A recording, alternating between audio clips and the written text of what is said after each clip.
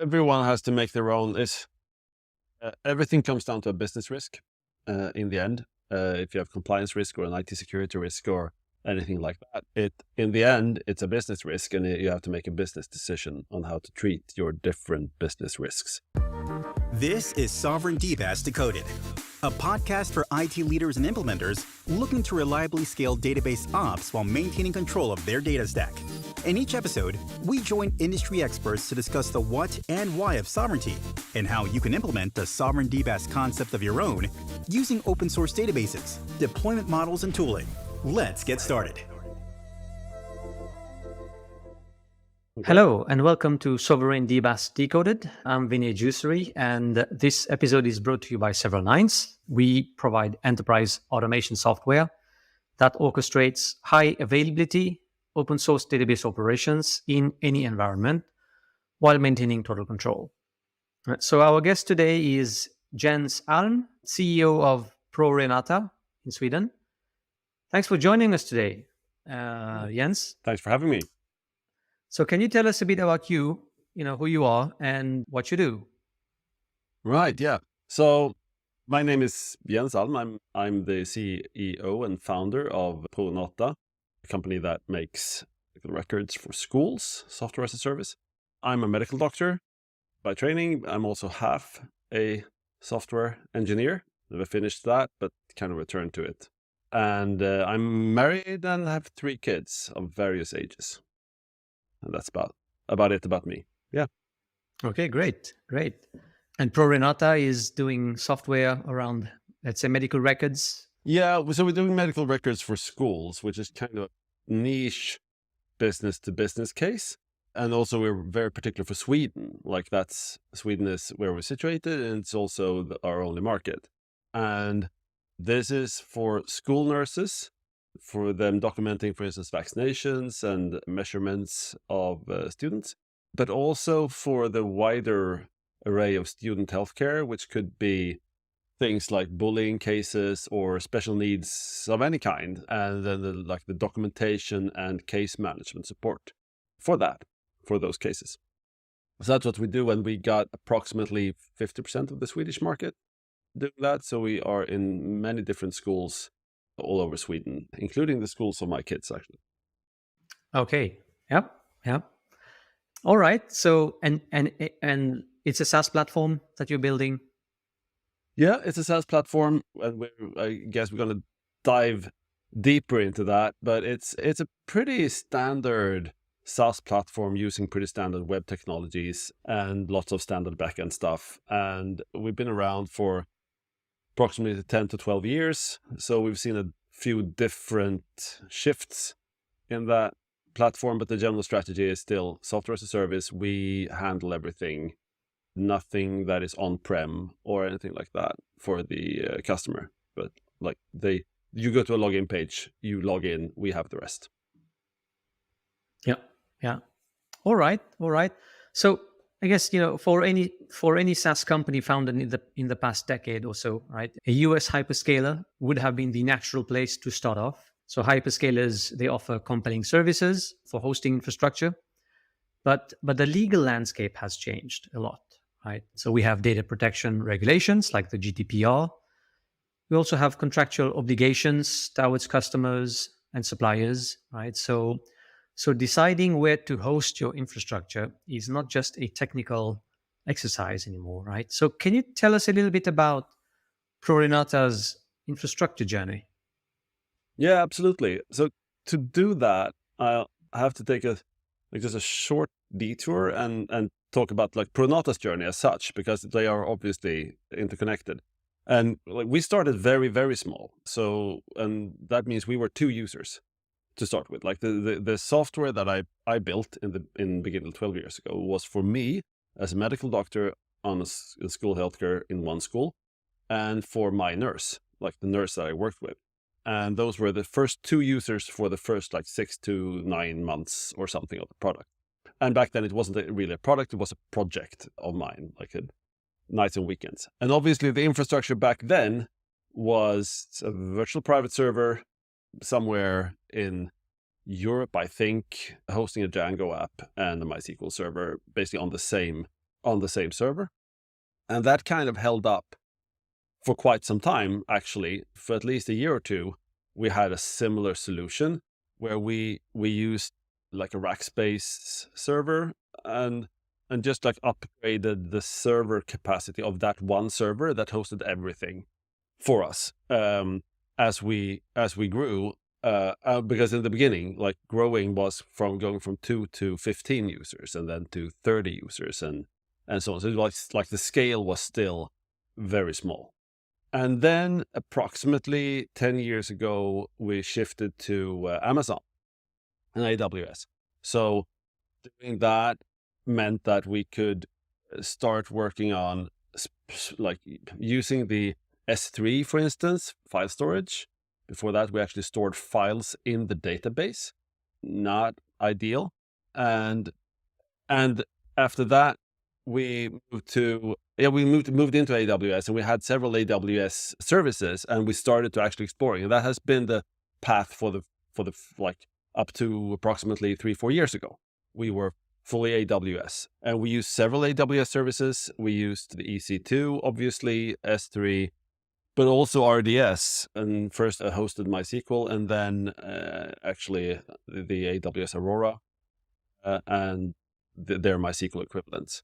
So we were very happy doing that, and then came several legal issues that we had to deal with, and I guess we'll get into that. But that meant moving away from AWS to and looking for Swedish alternatives, European alternatives, but in particular Swedish alternatives. And then and that's what we did. And I don't know if we'll get into that more later, but that meant looking for services that could replace both AWS, but also the services we use on top of AWS, or like the higher level services of AWS, like RDS and stuff like that.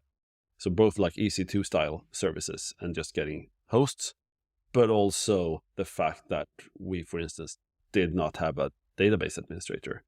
And using backups, like adding backups to our service, was clicking in a checkbox. And we wanted to keep it, if not exactly that way, at least like to that level, because we didn't have the capacity to do more advanced database administration and so on. We wanted to focus on the business part of our product. Right. So I guess, there was something around, something must have happened then when you were moving from Amazon, right? Which made you decide to move from Amazon. But I guess, healthcare is a regulated industry, right? It's very well known to be regulated with its own data privacy laws, perhaps even to a higher standard than the GDPR. So can you tell us a bit about the regulations that your data is subject to?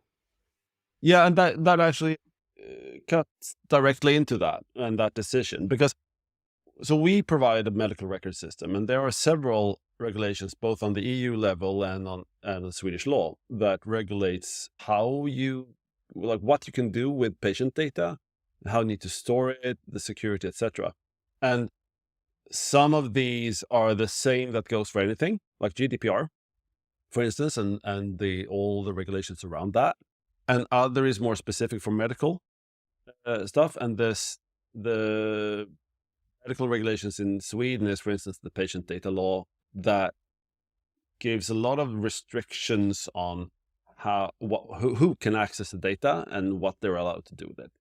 On top of that, many of our customers have added their own interpretations or thoughts and then requirements on how we are supposed to use their data and or store their data. And that can be regulated in different agreements with them. And that typically points to a standard like ISO 27001 or something like that. And in addition to this, a medical record system is typically a medical device.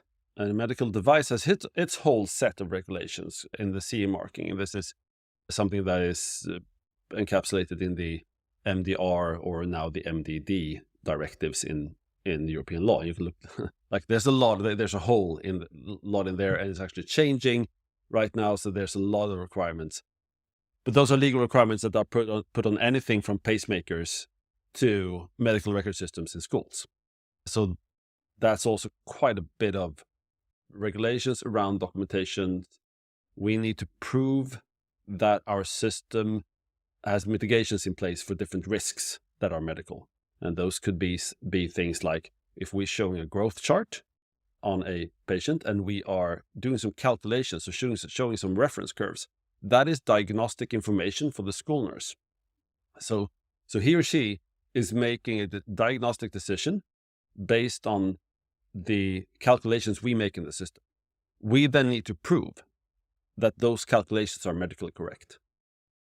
And we live on the kind of outer edge of that regulation, because that regulation, as I said, like also focuses on pacemakers and other stuff you put in your body, but also like plastic gloves. So like it covers the whole spectrum. And we live a bit on the outer edge because we do so little of our stuff is very medical, and it's not like we don't do hospital systems, but it still very much affects us, and our customers expect us to and require from us to fulfill these requirements from the law. So yeah, we have GDPR, privacy, obviously.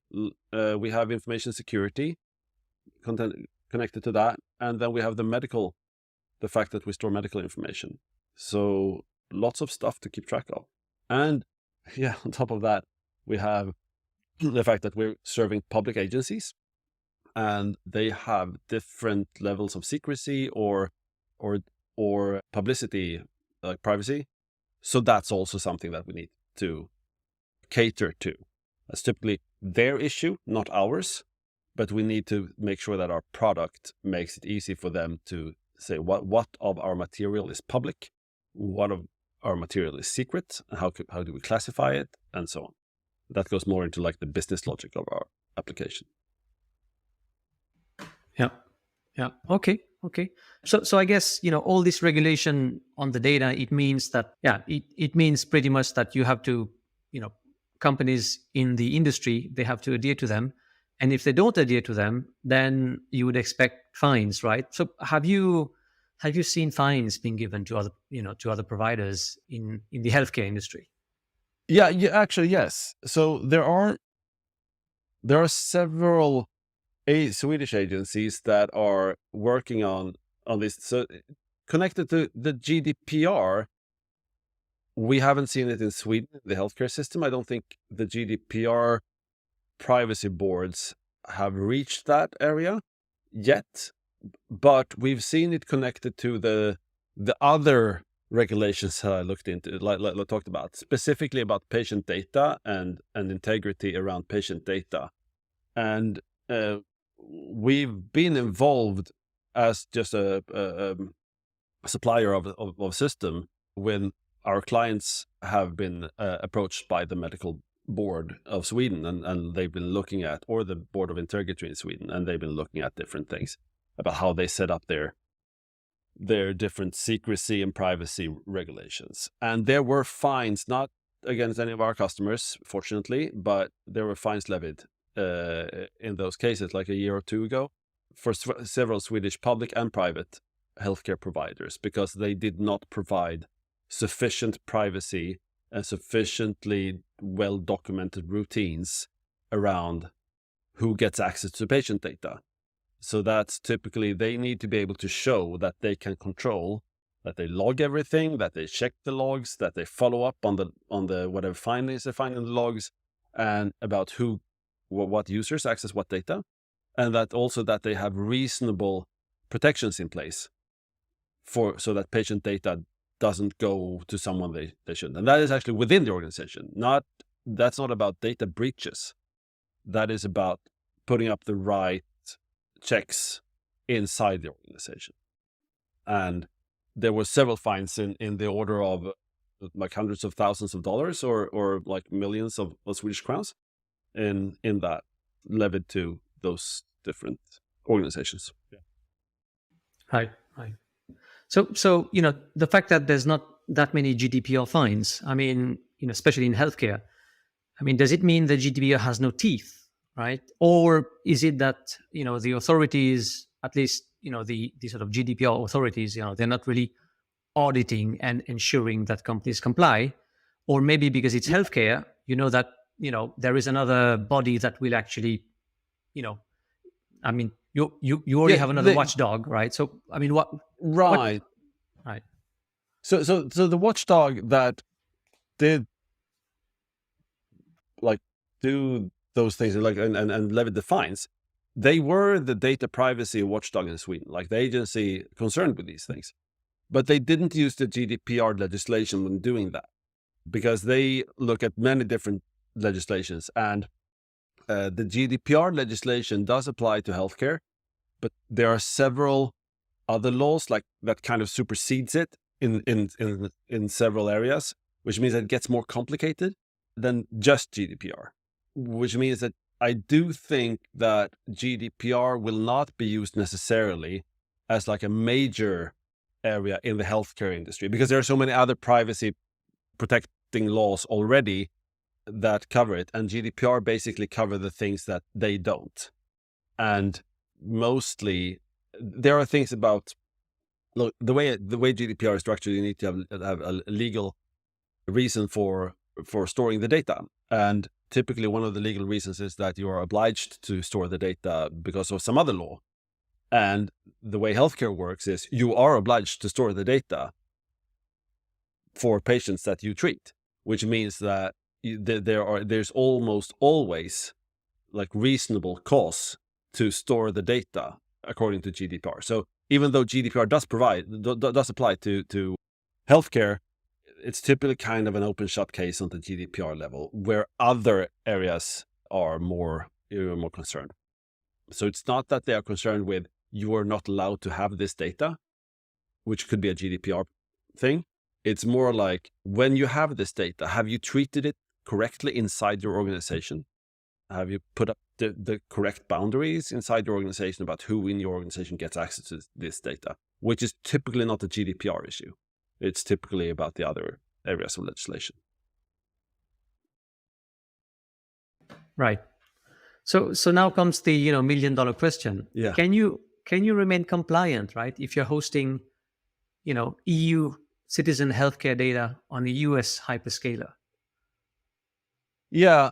So we said we were going to come into this basically because why did we move? We were actually pretty happy on AWS, so we had other fish to fry, but we had to take a pretty major, make major investments to move to another provider. And the reason was that we think that the answer to that is no. We don't think you can remain compliant if you're hosting healthcare data on the US hyperscaler. Now, that's what we think, and that's what many of our customers think, and what they let us know in no uncertain terms that they think. We're not, I can't make a final, there's not a final legal statement on that, because that seems to not be done yet. But everything points to personal data in a US hyperscaler at all is an issue. And the more sensitive the data, the bigger the issue. And we deal with some of the most sensitive data, which means that I would think that it's a categorical no to store that on the US hyperscaler unless you make serious commitments to things like encryption and stuff like that, and really know what you're doing and who has the keys and where is it encrypted and decrypted, etc. And doing that really hampers the actual use of any such a hyperscaler, because if they can't see your data, it becomes harder to use their services, obviously. So I think it's a no, but I think it's a no with an asterisk, and there are some, it's a categorical no for us, but it's gonna be up to each business and public sector and etc. But everything people I talk to point to, you should probably keep it within the EU to be compliant. Yeah, and that's the conclusion we came to. in like a couple of years ago when we decided to move. And we had started to get signals from our customers, some of our larger customers, and some of our prospective customers as well, which are some of the most important customers, the ones that are looking at switching to us, but they were saying that we probably can't do this unless you solve this issue, and the issue being that you have data. We had data in the EU, but on AWS, and we then decided that we don't, even though the jury was still out a bit, we did not want to have these discussions. Like, these were not the discussions we wanted to have with our customers. We wanted to discuss features and safety and everything else. We did not want to discuss where our data is hosted. We wanted that to be a non-issue. And we thought that this could really go from being something we had to apologize for all the time to actually being a business advantage for us, and kind of a moat, really, in like business and startup terms, that we were going from like having a problem and having to address this and having to really make sure talk about encryption and stuff like that, to saying, yeah, that's a non-issue. And then we can move on and talk about other things. And also be kind of certain that any other business entering our market, any potential competitor, would have to comply with the same things, like, and actually try to educate the market in our case, because we are one of just a few players in this market. So what we say in this little niche market will probably spread. So if we try to educate the market that is the kind of Apple way of doing things is you say that you don't need it until you do it, and then you say this is the only way. And we kind of went down that road. Like, we first said for about a year that we don't see this as an issue. And then pressure mounted, and we kind of caved to that first. And then we kind of realized, or I realized, that this is not only like, we should actually go all in here. Like, if you do it, we should do it for real. Like, and not only EU, but then we put it in Sweden, not for legal reasons actually, but for marketing reasons. We wanted to be in Sweden. We could have been in EU, but we wanted to be in Sweden. But also for operations reasons, it's good for us. We're a Swedish local company. We don't have any plans for anything else right now, which means that having a Swedish partner makes it easier for us. Just having a Stockholm-based partner for us makes it easier. But it's also very much easier. It's an easier message to our customers, who are all Swedish-based and public sector, that it's not in Germany, even though that would be legally fine. It's in Sweden. And then we can move even faster beyond the discussion to more interesting business discussions.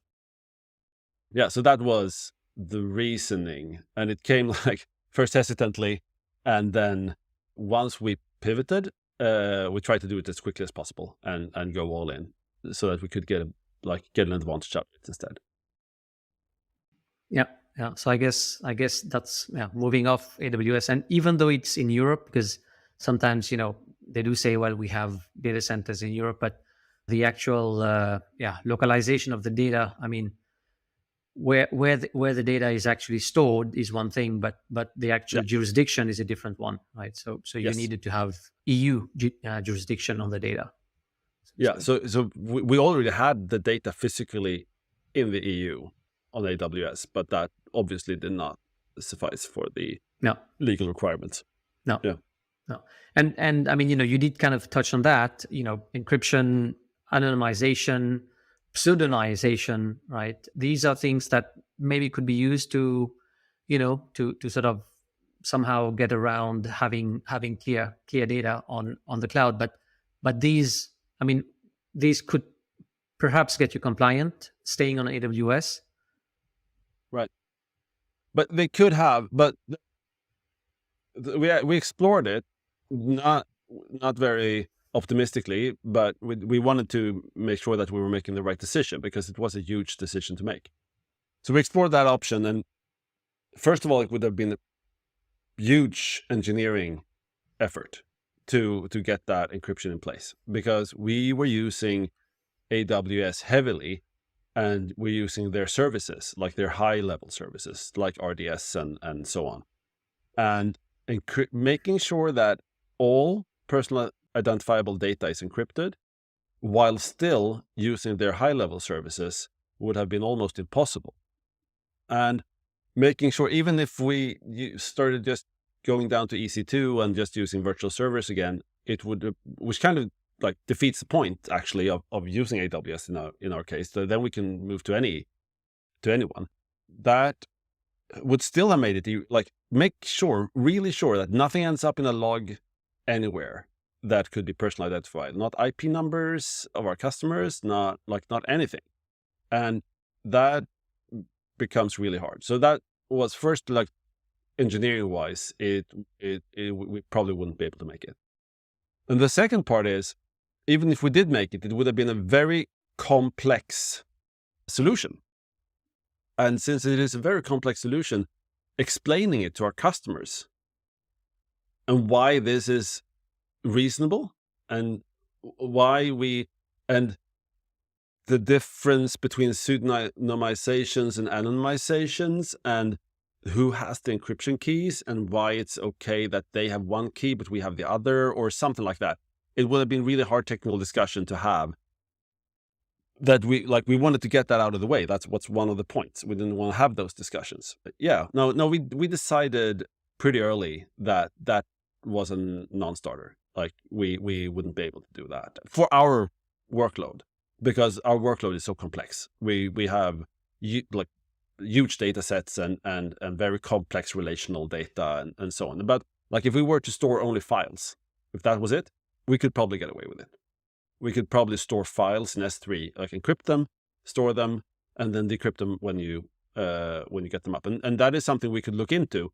But again, if we were to do that, we would still have, like, AWS would still show up in a sub-processor list in all the agreements we would have to send to the municipalities. And I would have to take personal calls on each and every one of them to explain why that was okay, probably. And so from a business standpoint, that wasn't really a good idea. Yeah. So no, that for us, no, that wasn't really meaningful. All right. Great. So moving on a bit, how did you plan this emigration, right? What were your requirements on the new infrastructure environment? Yeah, we planned it slowly and then suddenly. The requirements we had, first of all, we have a pretty big data set, both on the database side and stored files.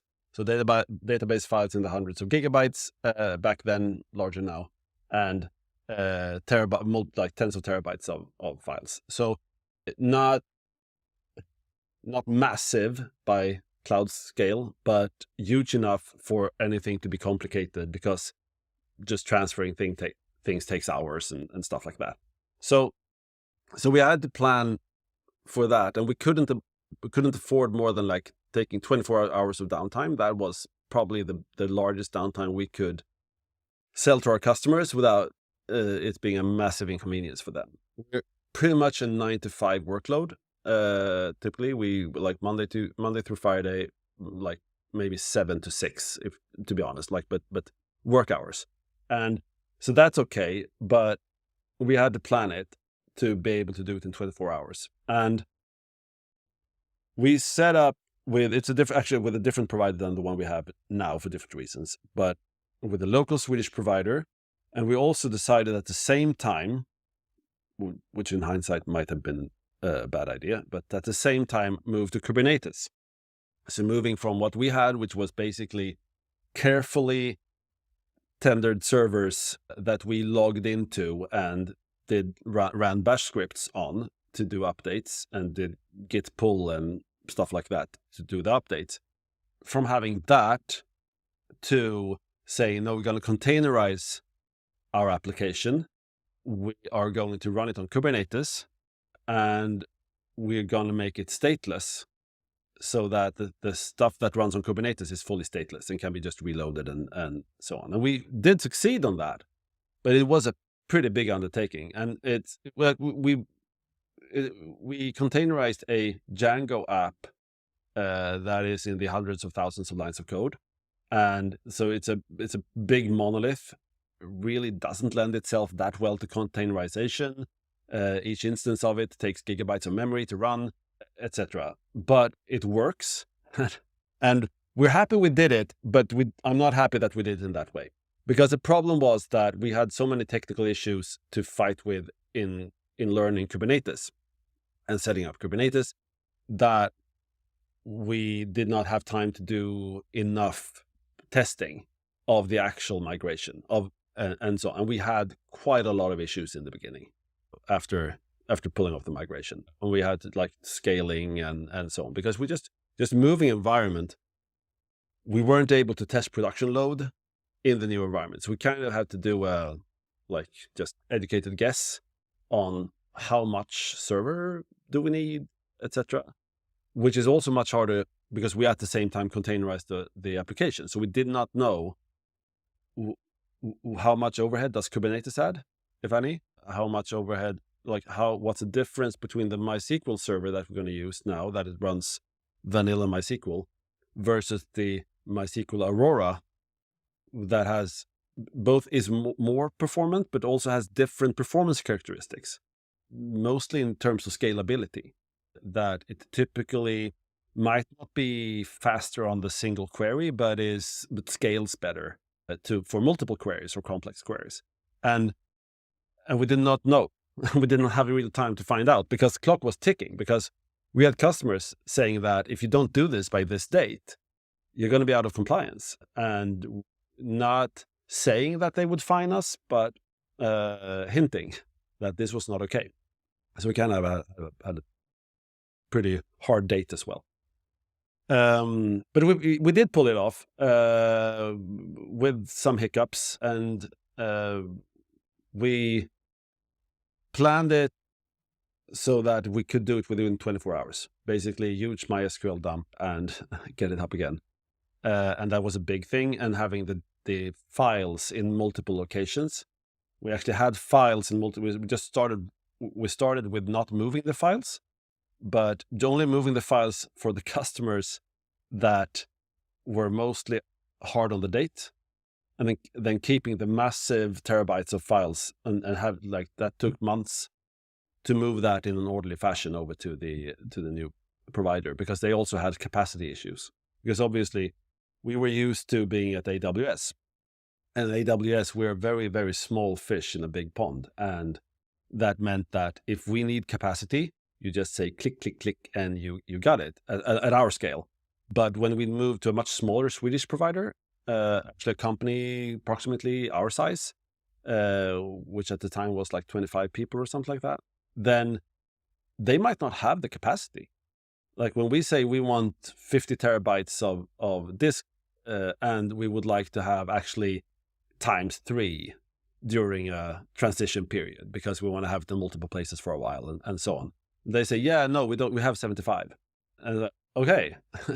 Okay, then we hold off for a couple of weeks until you order more disks. And then you had like disk issues, like delivery issues, and like, yeah. And we were not used to that. We were not used to having like, that was, if you can S3 at our scale, obviously S3 can take anything you can throw at it, and we don't have to worry about it. And the abstraction holds that it's this magic thing where you just stuff things, and then you get them back. And now we have to think that, oh no, there's actually a hard drive somewhere, or an SSD somewhere underneath all of this. And that has to exist and be delivered by a company and so on, installed and tested. But just like the silver lining of this, we switched provider again for different reasons, but the silver lining of this is we got up on Kubernetes. We're super happy about that. We can now spin up a new environment in minutes for testing and QA and so on, and we can have customers spin up a sandbox environment for like if they want to integrate with our API, they can get their own sandbox. Stuff like that was actually pretty hard before. We can do now super easily, and we also deploy much more easily, much more consistently. We can build the Docker images on each push of code, etc., etc. And we can also switch provider because we are working on top of generic and open source frameworks like Kubernetes and Docker and images and so on. And OpenStack. And if we switch provider, we can just do that. And I don't know if this matters. We are in the Several Nines podcast, but we're also using cluster control, and very happy about that, because that kind of gave us some back of what the RDS gave us in terms of getting an interface, getting a UI, getting some automation for stuff like backup management, etc. And made it so that we still don't need to hire a DBA just to do those things. So that was really good. But we had to find all those tools as well. It was a bit of and tools on top of Kubernetes to work with. Like, there are a million tools on top of Kubernetes. We had to find like which ones are good, etc., etc. So Kubernetes was a key sort of platform, and then you sort of moved to OpenStack, which I guess you didn't pick the other. The other one is VMware that would potentially be used. We were looking at it. It was more about what providers were. We're looking at providers first and Stack second, but pretty quickly we've found that the decision I wanted to make is if we move again, I want us to be able to move again if needed. I don't want us to be in the situation that we were at, where it takes a year. It took somewhere between 9 and 12 months to pull this off, and we had to do massive resources to do that. And I wanted to be able to do that again much more quickly if needed. So I said, we're going to have, so I said, basically, rather OpenStack than VMware, because OpenStack is open. I'd rather be on the open source. We're pretty used to working on the in an open source environment, using Django and Python and stuff, MySQL and stuff like that. So that came pretty naturally, but was mostly decided by selecting what company we wanted to work as a provider, and which happens to be a company now called Elastic, and that we're really happy with, and they use OpenStack. It was also easy to then use your own Terraform files and kind of keep it in control. And we did not at the time want to use a Kubernetes as a service. First, because that was still early days for that, and it felt like the ones that did provide Kubernetes service were pretty limited. And second, because I felt like if we wanted to go into Kubernetes, we need to know it. We need to know what we're doing. So I wanted us to feel the pain and not hide it away and then be surprised. And I think that was the right decision, because even though we're actually now moving to a managed Kubernetes solution on top of OpenStack, we are at a place where we have knowledge inside the company on how to handle different Kubernetes issues and deploy Kubernetes. But VMware didn't really show up, so we didn't do a proper evaluation. I would. Yeah. Okay. That sounds good. So I guess that was a very painful process, and what I can appreciate here is you actually use that opportunity to make, in a way, yourself more resilient and independent from the underlying infrastructure, right? Yeah.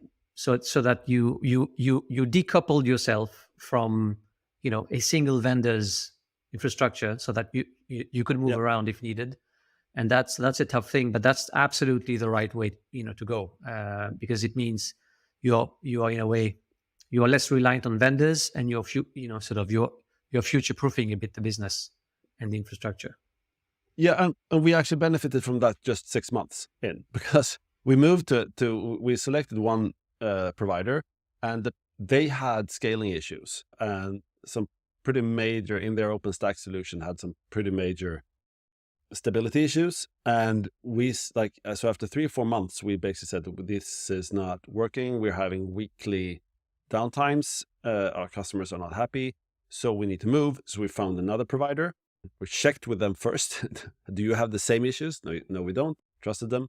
And we were able to pull that move off in just a month, because we were now not, we were not dependent on one single vendor or locked into a single vendor. And because we had our own Terraform files, we had that could get the Kubernetes up and running and everything on just give us the OpenStack keys, and we can do it ourselves. And that was really good to be able to do that. So it paid off actually immediately.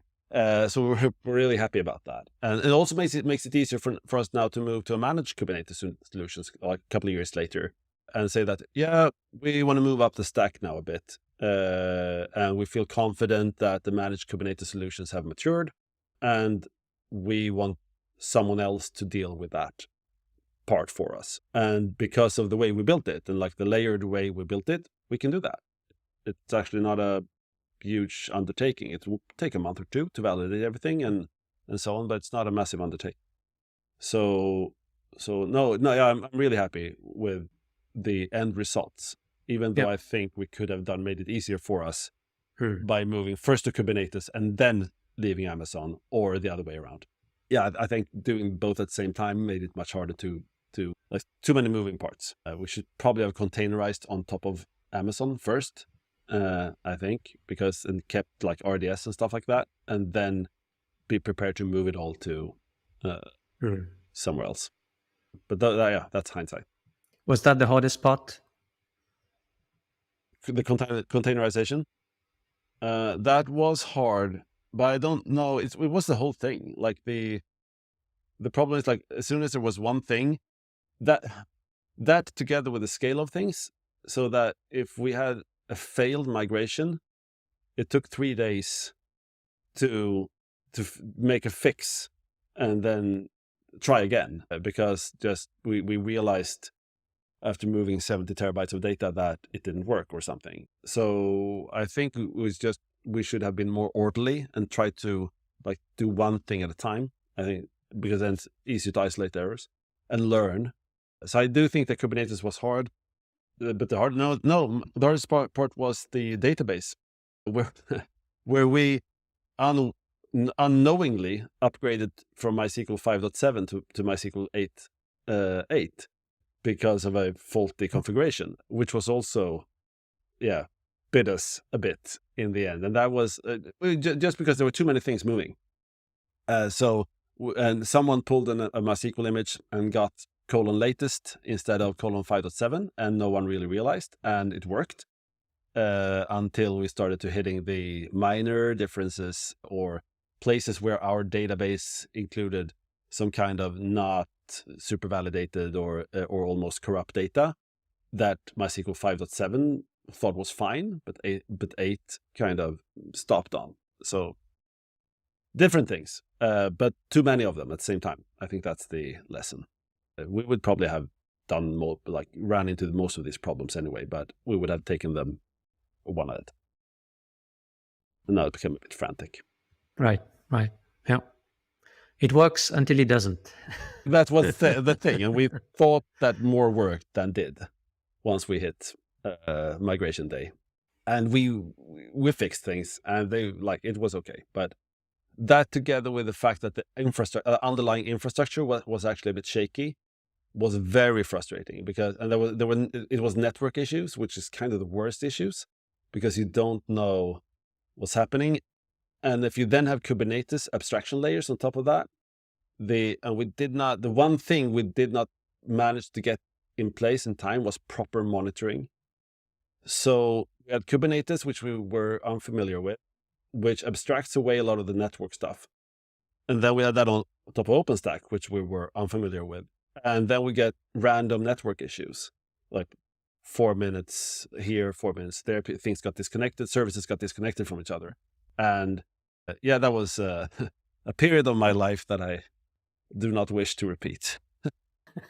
With like trying to find those things until we realized that this is actually, this is actually in the infrastructure layer. Like that is, because there were so many things we've changed, like really finding, and you don't want to blame the infrastructure because it's probably our Helm chart, or it's this, or it's the, whatever the nodes network, or the something Kubernetes liveliness probe something. But no, it was the network.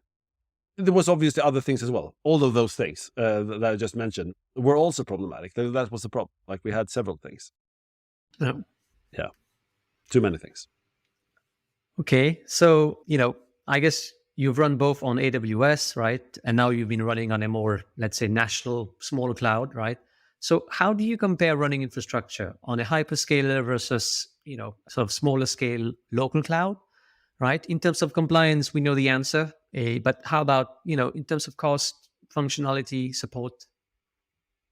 Yeah, so I think cost was initially higher for us, but we were over provisioned for quite some time because we didn't have time to kind of tweak it and find the right levers. And I think it became similar after a while. We have a bit lower infrastructure cost, but we have to buy some licenses and stuff on top of that to replicate some of the functionality on AWS that we used. So I think we have similar costs approximately. So the good parts about using a smaller, like Swedish local public cloud is that we have a really good relationship with what is our most important provider. Is like, this is our core business relationship with any supplier. This is the one that is most important, that it works, and it really does. And we have on a like personal level a good relationship with this provider, and that is obviously not something we had on AWS. It's like, we are not a big company. We especially back then, we weren't a big company, and obviously AWS scale, we're obviously absolutely not a big company. And I think we had some kind of account manager in the end. None that I actually had, and I had a name, but that was about it.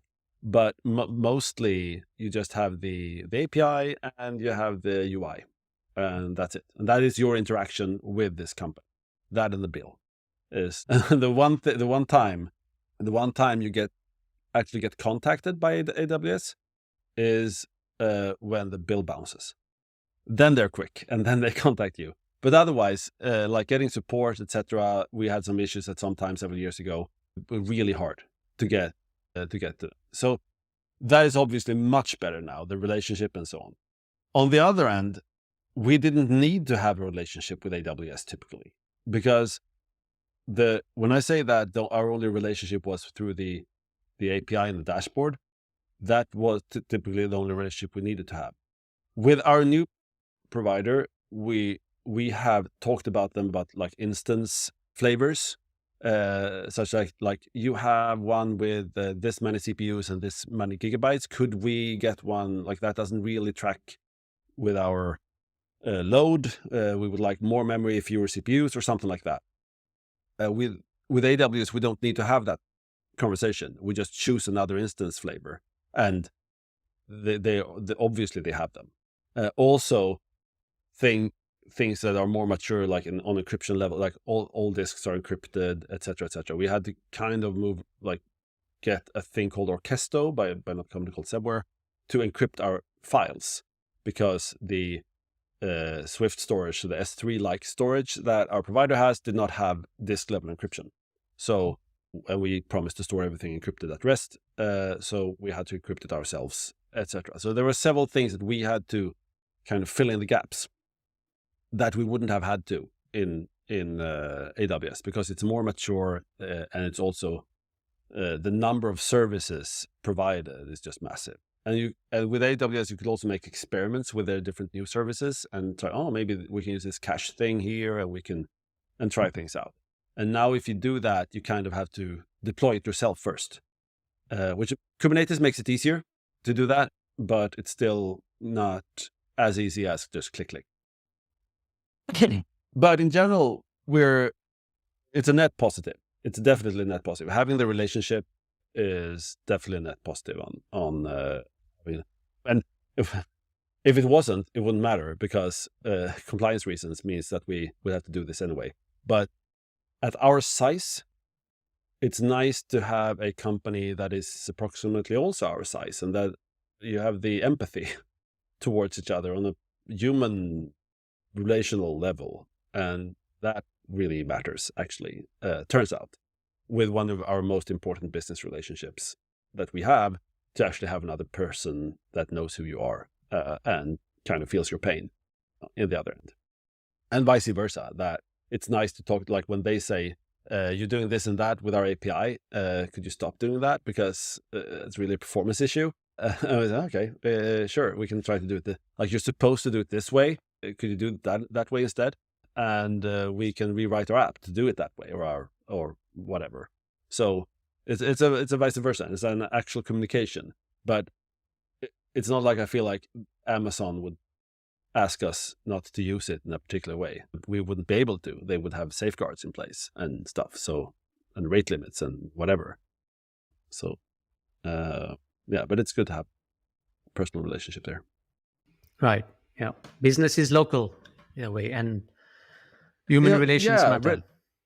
Yeah, human relations matter. I think that's, and hyperscalers don't deal in human relations because they don't scale, or don't hyperscale at least. So, yeah, but especially if you're a small company, I think for everyone, but for a small company, it outweighs other areas. I think. Yeah. Yeah. All right. So I guess, there's probably many other companies, in the same boat, right? Probably started, in the last 10 years or so, running on a US hyperscaler cloud vendor, right? And probably being non-compliant with privacy laws, right? So Yeah. what are your tips for those companies? So everyone has to make their own. Everything comes down to a business risk in the end. If you have compliance risk or an IT security risk or anything like that, in the end, it's a business risk, and you have to make a business decision on how to treat your different business risks. It's obviously a business risk to not be compliant. It's a legal risk that becomes a business risk, but it's also a business risk to spend a lot of time and money on an issue if it doesn't matter to you in the end, because there are opportunity costs to that. So I believe that being compliant is about reducing business risk. It's also about ethics, because maybe you can get away with it, but you're supposed, especially in the field that deals with public healthcare and so on, to behave in an ethical way. I want to be able to say to my customers that I did the best I could. Like if we were to have like an IT attack, a ransomware attack or something like that, I want to be able to lay all cards on the table and say that you can see that we did what all the things we could. This happened anyway, because you can't eliminate all risk. And I think compliance comes down to the same thing, because in our operations, we're still using things like Google Workspace and stuff. We're using American companies. When I send an email or I have a virtual meeting with one of our customers, their IP number, at a minimum, their IP numbers will be stored at an American server. That is something that most companies do, including our customers. And that's a decision that they made. And that is is that compliant? Can ask Max Schrems about that, and he would probably say no. And so would probably most of the EU privacy protection boards. But most of the people are doing it still, and we are still doing it, and most of our customers are. But we're exploring other options. But that is so that is different from the very sensitive data that we care for our customers. And I think that there's a scale there, as with anything in life, that compliant isn't just a binary thing, but you're weighing different business risks, and you're weighing different legal risks, and you're weighing different operational risks, etc. And you, as some kind of management team, have to make those decisions. So what it comes down to, for those working in the healthcare sector, I would say if you're not exploring this, you're probably very late to this game. You should at least be checking what your customers ask for. You should probably have some kind of plan now for how, if you haven't moved things to EU, you should probably have a plan for it, and you should probably have a reason, like a canned response to your customers on why you haven't done it yet. And if you have a reasoning that involves this will probably blow over, you're probably on the wrong end, because it doesn't seem like it will. So specifically healthcare and other like legally regulated areas, I would say that, yeah, data should be in the EU if your customers are in the EU and you are affected by European law. And if you don't have a plan for that, you should make one pretty quickly. Not just in the EU on any cloud, but probably in terms of ownership as well, the company should be owned or should be under the right. It should be exactly. When I say in the EU, I mean legally in the EU, not only not just fiscally in the EU, but legally in the EU, so that you are in an EU jurisdiction. And the speed at which you should do that is up to you and your customers, but you should have a plan at least on how to do that, and you should have some kind of explanation on why you haven't done it already. And then again, many companies haven't. So you're in, if not good company, you're in company at least. But it's gonna be more and more urgent to do these things, and there's no sign that this will blow over. On the contrary, it's getting more and more towards that this needs to be fixed. So there's obviously there are things you could wait for as like a third privacy shield or like a second privacy shield coming and so on. You could wait for that. If you use sensitive data, I wouldn't hold my breath on that. I don't think you're in good company there. And also use this. My recommendation would use this as a business opportunity. Because it definitely is, and it has been for us, that do the investment and see it as a business investment to get data sovereignty, because your customers will be more and more interested in having data sovereignty, kind of regardless of where those international treaties, where they end up. Because even if they end up so that you can do it this way, everybody is kind of burnt on the different legal decisions that have been made throughout the years, and the fact that you kind of have changed it. And you know that if I put the data in EU, it's gonna be okay. And if I put the data in the US, Max Schrems might come for it anyway, and you're not going to be safe. And one thing that you're selling to your customers is the ability to sleep at night. And your customers being whomever, like if they are some kind of CISO or CTO or somewhere having purchasing decisions, they want to be able to say that they did their part in covering for different legal aspects. So if you can provide them with that solution, you have one up on anyone who needs to have a discussion about encryption and privacy shield and so on. If you don't need to have that discussion, you can discuss features instead and say that we got you covered there. You don't have to worry about that. Let's move the discussion to things that are more important for both of us. And that's something we really enjoy. The fact that we can say that, no, it's good. We're in Sweden. Everything is Swedish. We know where every bit is, so to speak.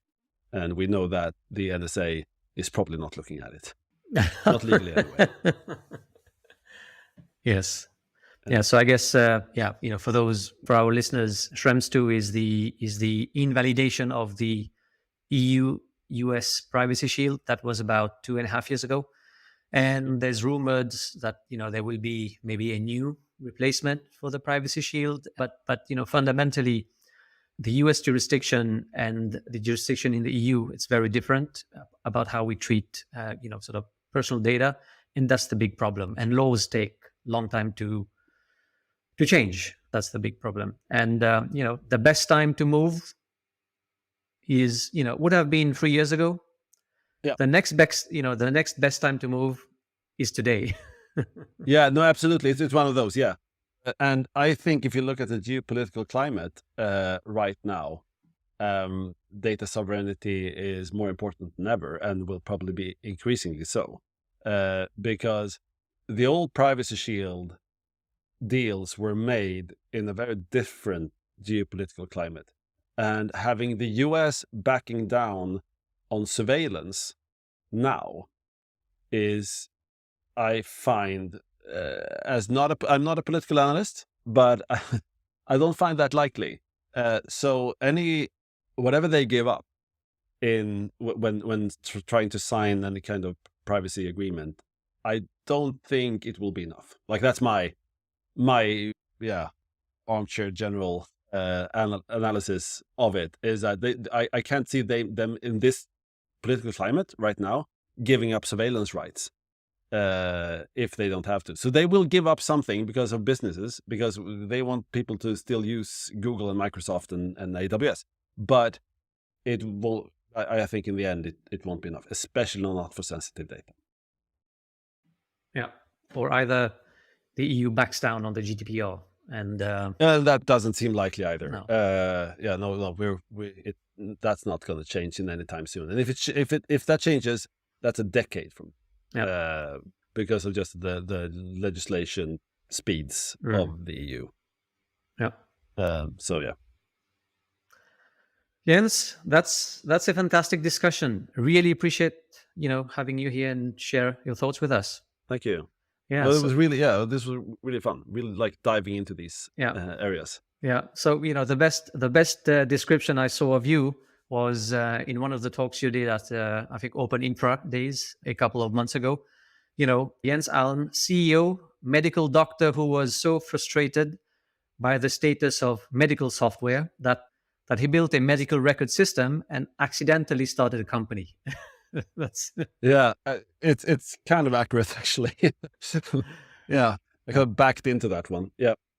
All right. Well, thank you very much. And for our listeners, thank you, folks, and see you for the next episode. Thanks for checking out this episode of Sovereign DBaaS Decoded, brought to you by Several Nines, the leader in intelligent multi-cloud database orchestration solutions for open source and source available databases. Like what you've heard in this episode? Then just follow the Sovereign DBaaS Decoded podcast wherever you listen to your favorite podcast, or visit severalnines.com/podcast to get access to all the latest episodes.